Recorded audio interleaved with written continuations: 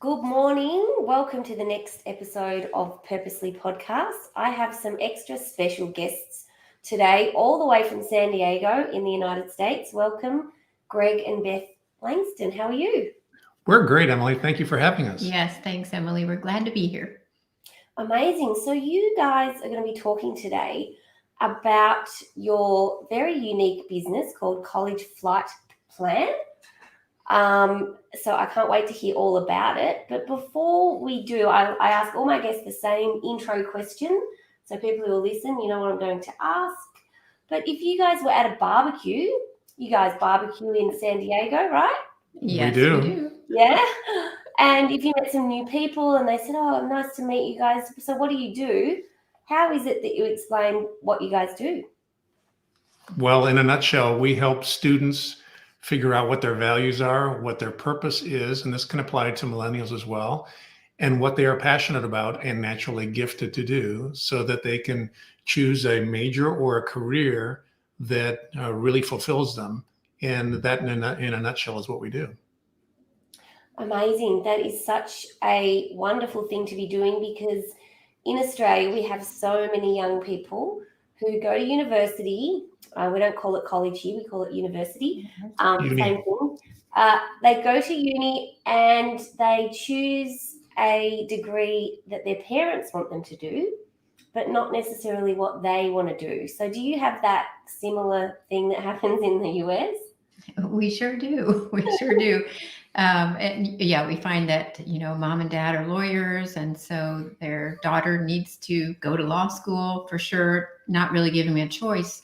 And many times it is not at all what the student is gifted to do or naturally talented to do. So this is what we help them discover. And the great thing is, as the students go through these discoveries, they're so confident when they present this to their parents in the end. And the parents then gain confidence in what the students are deciding at that point, which is good. It's a good outcome. So that's amazing. So before we started this, you sent me some really cool information and some stats around college students in the US. So would you like to share some of those with the listeners around the amount of debt that some college students end up with, and I imagine that they're paying for degrees that they don't really like and don't end up using, which is a tragedy. And the same thing happens here in Australia. So we have a program called HEX, where you essentially borrow the money from the government and then you have to pay it back in your taxation when you get a job. Is that how it works in the US? Can you explain? Yeah, that's exactly the way it works here. And the debt is 1.7 trillion in the United States, and that is because 40% of college graduates, only 40% in the United States graduate in the 4 years, which is what you're supposed to graduate in 4 years, but a full 60% of them graduate in 6 years. And the major contributor is the fact that they're changing majors at least 3 times because they're not sure what they should do. And interesting point that includes millennials and people before the millennials, that an interesting study came out that 87% of people between the ages of 16 and 29 have no purpose and have no meaning. And so that is contributing to them going to uni, not knowing what they want to do, dropping out. They now have 1 or 2 years of debt. They can't earn enough to pay back the debt. So it's a vicious circle. And so what we try and do is we help students develop that self-discovery, and also young professionals develop that self-discovery so that they know what they're passionate about, they know what they're good at, and they know what they suck at. And so we want them to avoid doing what they suck at. I love it because from the research I've done about millennials, for them it is all about purpose. People want to work in a profession where they feel like it resonates with their core values and that they have meaning. They don't want to just go and sit in a stall all day and have a job that they hate. And I think it's like 70% of people hate their jobs. They don't like what they're doing. Yeah. There is a lot of data out there to suggest that people are completely disengaged with their jobs, which is really, really sad. And what I see in my generation, us business, is people have what I call a quarter life crisis. So it used to be that you'd have a midlife crisis, and mainly men like to have those. But anyway, I won't get into that. But now what we're seeing is young people, when they're about 25, have a quarter life crisis. They wake up and think, what am I doing? I hate accounting or financial planning, or I hate law. True. And I've just spent 6 years studying something, and now I've got a degree, and now I'm expected to work in this horrible job that I hate. What do I do? So how do you support people to get out of that rut? Because I imagine that feels quite scary, but also hopeless, because society tells us that you need to have a degree. In Australia, we call it a tissue in your pocket because everyone's got one. Do you really think that degrees have the same meaning that they did 20 years ago? Are they necessary? I think it depends on the individual. For some people, if they want to become a brain surgeon, clearly you can probably learn how to do brain surgery on yourself on YouTube, but you're not going to be very good at it. So you probably need to have a uni degree for that. But there are a lot of professions, and people going through self-discovery, whatever self-discovery they go through, can find out that, you know what, I would make a wonderful pipe fitter or a wonderful welder, or I love to do construction, or I love to do some things that do not require a university degree. And much better to learn that ahead of time, to de-stress themselves, not take on the debt, and be able to be passionate about what they want to do. The key is that they have to figure out what they're passionate about. Yeah.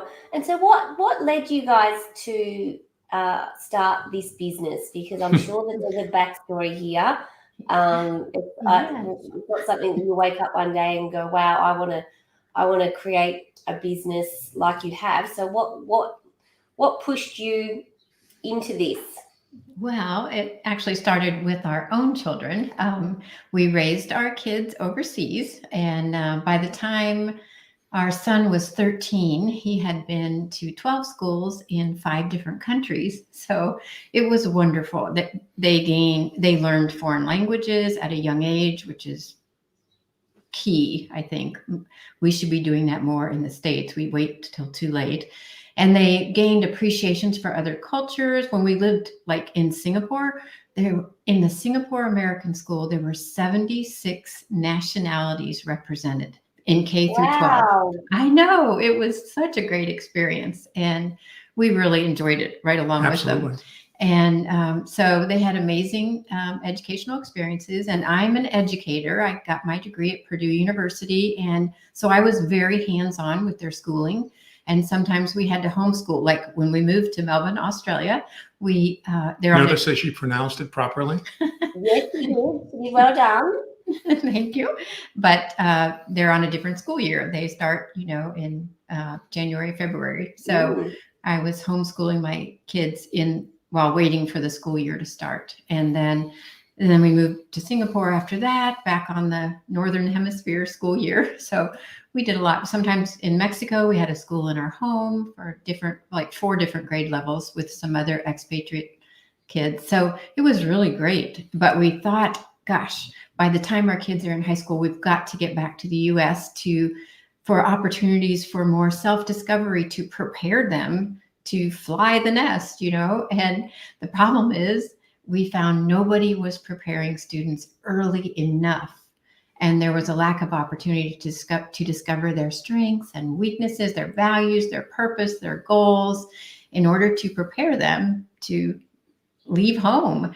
And on the other hand, Greg, as an international executive, he was running large U.S. corporations, and he had been provided with hours of executive training and coaching to equip him, with skills and assessments that would improve his leadership ability and his team player ability. And he kept saying, why did I have to wait 20 years to develop this, to learn these things? And we kept asking ourselves, why are the high schools not teaching this to the students or young people or anybody? nobody was. So with Greg's executive training and my educational background, we started developing tools to try out on our own children. Who are our guinea pigs? They were our guinea And pigs. how did they feel about that? They were great. They were game, they're good sports. And that led to workshops with them and their friends at first. And then people in our community where we lived then were interested. So we started holding workshops. This was 20 years ago. Yeah. Oh, Yeah, wow. Wow. Yeah. So it was That's great. I amazing. mean, that's how we got started.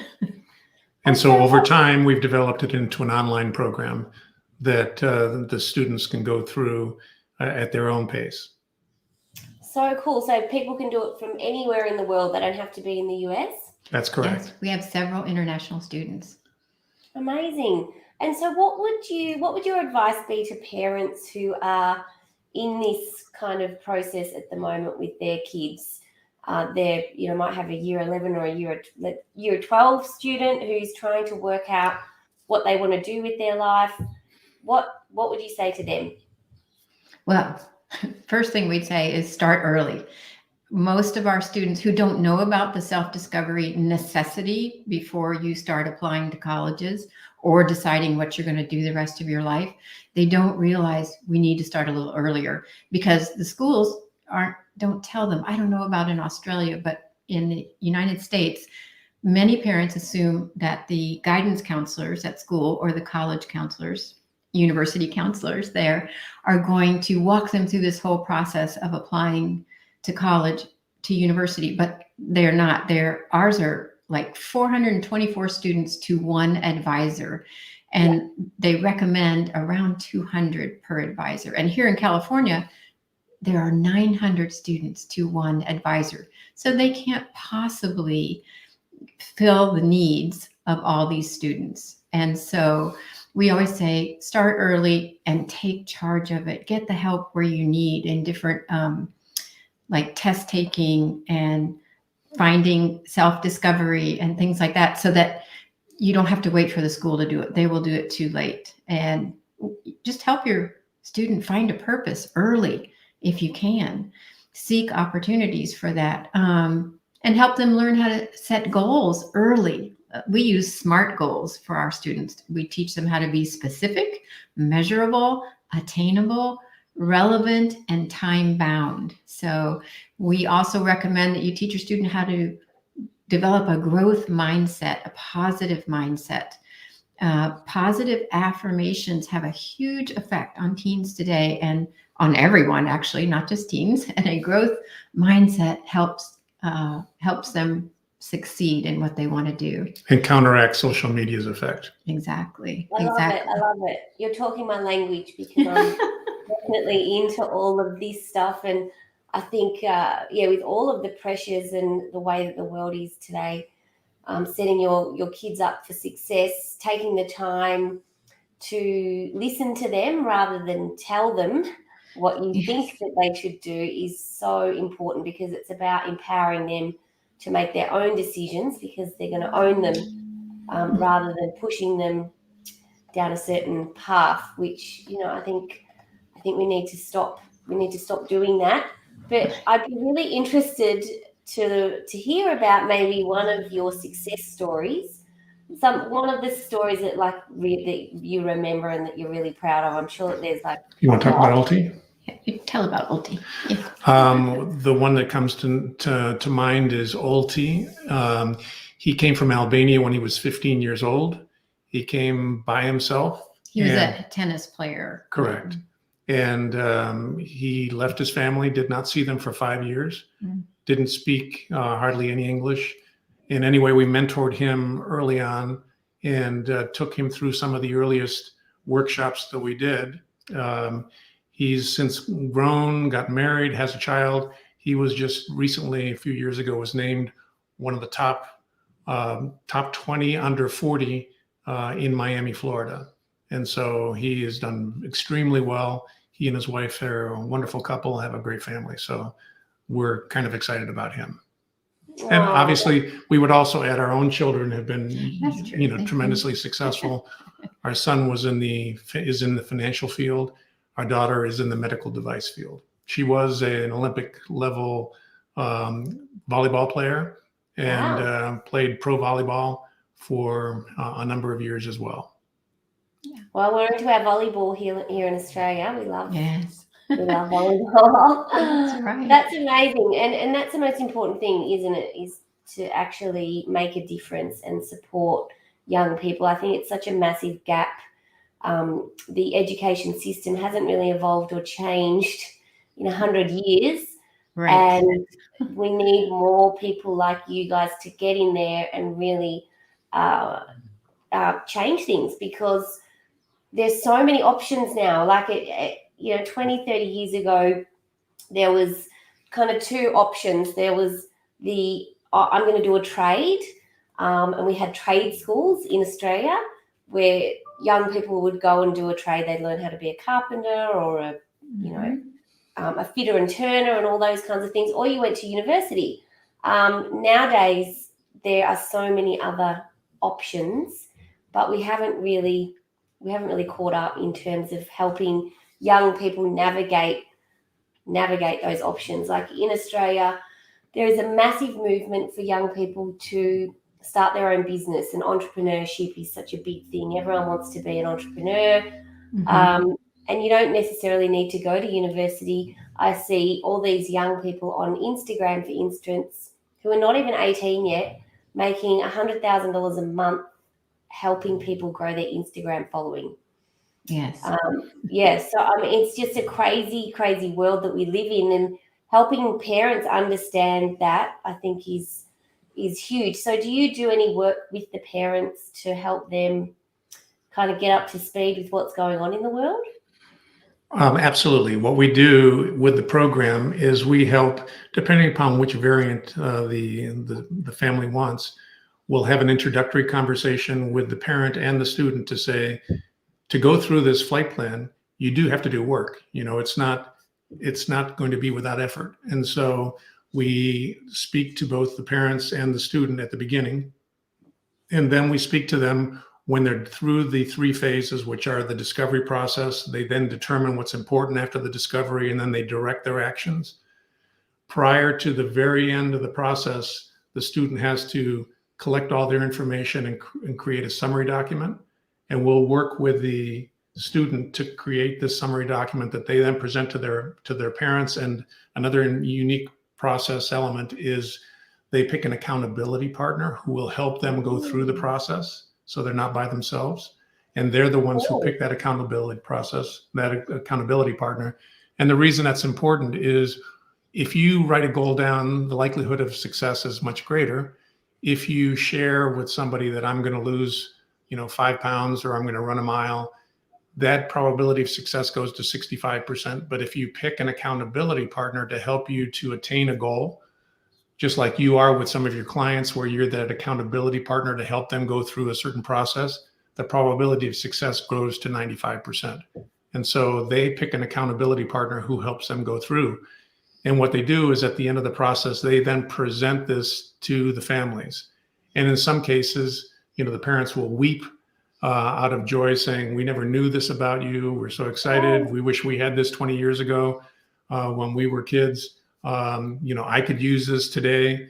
And so what this does is this changes the dynamic, in that the student is then empowered and they have a sense of clarity in terms of, this is what I'm really good at, a sense of confidence to be able to express it to their parents and to advisors and to others, and a sense of control that this is my plan and this is what I want to do with my career or go to uni. And so that integrates the parents in conjunction with the students. Wow, that is so cool. I love that it has an impact on the parents to see their child actually tap into their passion. I mean, that must be an amazing thing for a parent to do. And maybe they don't even know how important that is to see or witness that until it actually happens.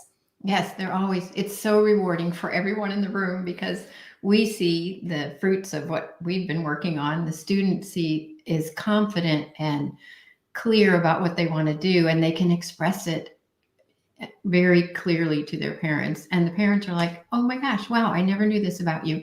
I wish I would have had this 20 years ago, Oh, I love it. I love it. Yeah. And One of the so- interesting components, I'm sorry, go ahead. No, sorry, go. I was going to say one of the interesting components, I'll ask her question. say that again?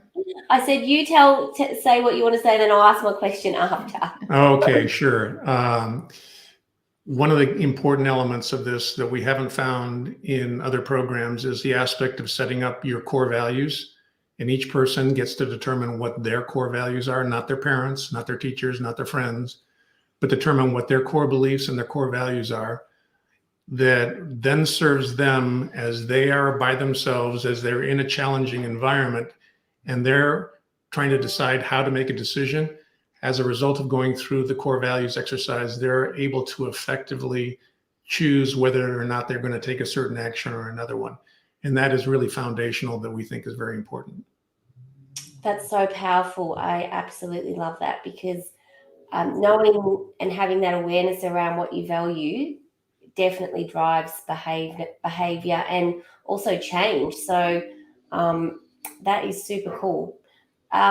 So what I was going to ask you was how your program works and how long it goes for, and how people who are listening might want to access it, because I imagine that this would be a really cool program for anyone to do. You don't really need to be a student. It could be anyone who's looking to change career, or thinking, I'm really happy with my life right now, I want to do something else, but I don't know what I want to do. So I'm really excited to hear about what the options are. Okay, great question. It's basically a 3-phase process. The program I'm going to describe takes about 12 hours, not in one sitting, 12 hours to go through. It's all interactive, it's all video based, and with interactive workbooks. The average length of a video is 2.5 minutes. We live in the YouTube era. And so something that's, more than 2.5 minutes, you're not going to keep people's attention. And so therefore the videos are less than 2.5 minutes. In the discovery phase, they first of all, they pick their accountability partner that I mentioned earlier. They go through the core values process. They then do a 360 assessment. And with your HR background, when I was in the C-suite, I would have a full-blown 360 done. We believe that it's important for a student to be able to go through the 360, where they get to pick 8 trusted advisors, parents, friends, colleagues, workers, supervisors, who then say, these are your strengths. This is what you suck at. This is what your profession should be. This is how you add value to other people. The student then gets back through this, it's all confidential. They get back 200 data points of information. Wow. They then, which is, I think, much more valuable than just having a single assessment that, depending upon how you feel that day and you're filling out the assessment, this gives you information from 8 people who have a real vested interest in you to be able to give you back feedback. And so very quick, very easy. They then go through a cognitive assessment, which basically assesses their instinctive problem-solving skills, which leads them into what we call their distinct natural abilities, which is their DNA statement. And young people, whether you're in high school or in uni or, even after that, are not necessarily sure of what their strengths are. And so what they can take is all the information that we've just described, and they put it into a paragraph that says, this is your wheelhouse. This is what you're really good at. So that when you are asked to volunteer for an activity, be it at school or at work, you are able to volunteer for an exercise that you will do well. Then they go and they develop their purpose statement, which we handhold them through that process. And then they set aspirational goals in the areas of health, wealth, wisdom, and relationships when they're 65 years old. And you say, how can a 15, 16, 17-year-old figure that out? They actually can. It's quite surprising. They then go to the determine phase, where they determine what are the 5 and 1 year goals that they're going to do to support the aspirational goals. And what are 3 daily actions that they're going to do daily to support those goals, as well as what are some bad habits. Universally, the bad habits are too much social media and not enough sleep. And we find that, universally. Then, armed with all that information, they can pick the right profession or the right college major, uni major that best suits them. They then go through a process where they direct all this knowledge to say, here is my elevator speech. This is how I can introduce myself to people. This is my growth mindset. They then complete the summary document we mentioned before, and they incorporate that and present that to their parents. And so it's all self-paced, 2.5-minute videos. And, it's really quite transformational because it gives the kids the clarity, the confidence, and the control that they need. That sounds so cool. I want my son to do it. He's only 8, but maybe. I know. I'm thinking, how early can we start these kids? Yes.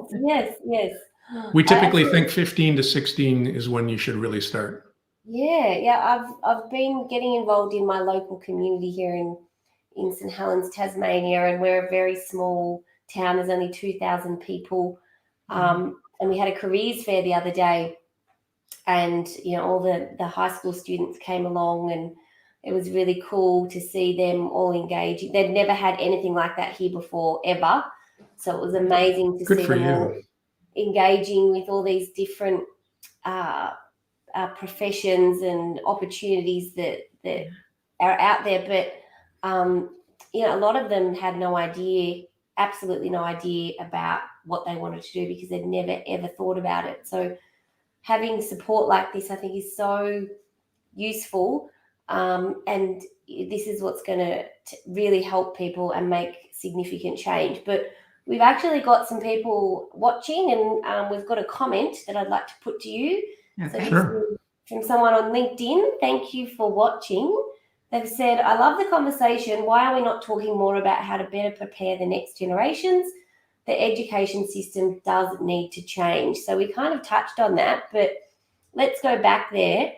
How do you think the education system needs to change, and how can we integrate this type of process into schools?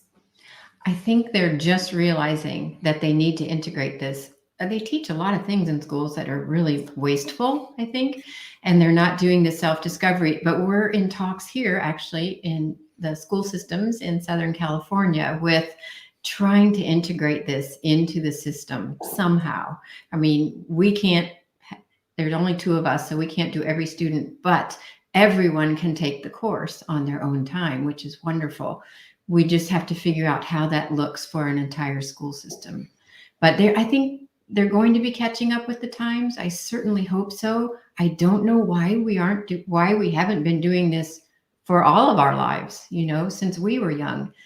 But now it's key because kids don't know what they want to do. I mean, even we didn't really, maybe you knew what you wanted to do more, but most parents didn't know what they wanted to do, and they're like, just now I'm 35 and I'm figuring it out, but they feel they've wasted a lot of years and a lot of money. And that's the thing. Not everybody needs to go to college and spend that money on tuition. So the numbers don't lie. If 87% of the people of 16 to 29 have no meaning and no purpose, they're changing majors 3 times, they're dropping out of school, that's showing you, and they're 80%, 70 to 80% hate their jobs. That tells you that we're lacking some things in the educational system. And so, as Beth mentioned, we're talking to schools here and speaking to some of the senior leadership. And one of them said, I've been working as a senior leader in the educational field for 38 years, and I've never seen something so comprehensive that ties the students' social, emotional learning, their objectives, their values, their purpose, their goal setting, their communication skills, together with their teachers and their counselors and their families. So we're really excited about that. Yeah. And kids just want to know, people want to know where they belong and how they can make a difference. And that's what we're trying to help them discover. It's super cool. I absolutely love it. I wish that I had something like this when I was in year 12 finishing school. I like many young people, was pushed into doing a commerce degree by my dad because I wanted to study anthropology, which is an arts degree. And he said, there's no jobs for anthropologists. That's a stupid thing to study. And so I did commerce, and I absolutely hated it. I hated accounting and finance. So I failed those 2 subjects and had to pay for them again. So that was great. So I definitely fall into the category of your research around it was a 3-year degree. I think it took me 4 years because I failed a number of subjects and I wanted to quit the whole time. And my dad just pushed me and pushed me. I'm glad that I did it, like that I do have a degree.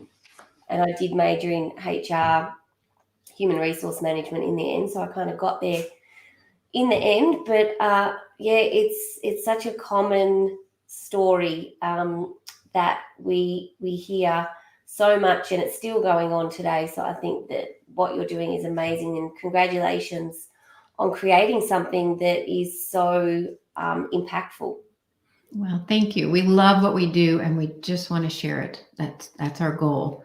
And in fact, we have something for your listeners where if they go to collegeflightplan.com, which is our website, collegeflightplan.com/guide, we've created a document called the Parent Starter Kit to Teen Self-Discovery. And that might provide them some useful tools that they can have. I love it. I love it. And if people wanted to do your course, your online course of self-discovery, what is it called and where could they find it? They can find us at thecollegeflightplan.com, and they can also email either Beth at collegeflightplan.com or Greg at collegeflightplan.com, and we're happy to help them. Amazing. And if people want to follow what you're doing, are you guys on Instagram or Facebook? Where can they check you out? We're on Facebook. We haven't been doing the Instagram yet, but we will be doing that soon. Amazing. Should get your kids to do it for you, maybe. Have to keep up with it.